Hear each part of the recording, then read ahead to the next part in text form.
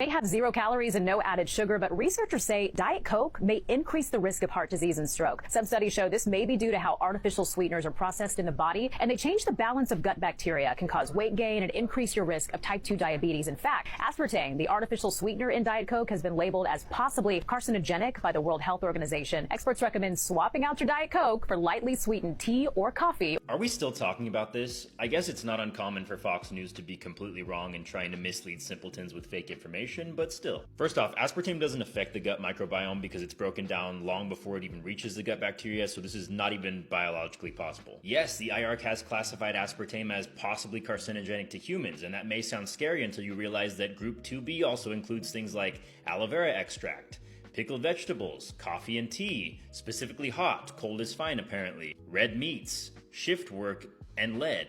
All very similar. IARC doesn't evaluate risk based on real-world consumption. They only classify based on potential hazard, even if it's a 1 in a million chance, which is arbitrary and delusional. They ignore all science, and I'm pretty sure they make decisions based on their morning horoscope. They don't even have a category for not carcinogenics, so this whole organization is just run by monkeys. JECFA, the actual global authority on food additive safety, still considers aspartame safe. They take into account what happens in the real world and use the over 40 years of data that we have available to us, instead of just basing everything off of theoretical risk. The WHO even published a statement advising against non-sugar sweeteners for weight control, and they just straight up lied, which makes zero sense because decades of research show that artificial sweeteners help people reduce their intake and maintain their weight over time. So instead of panicking over headlines that are made to make you panic, how about we start listening to experts who study how these substances actually work in real life? Because if we're going to lose our minds over everything that IARC flags as potentially dangerous, Fox News is going to start coming for your coffee, pickles, and bacon, so watch out.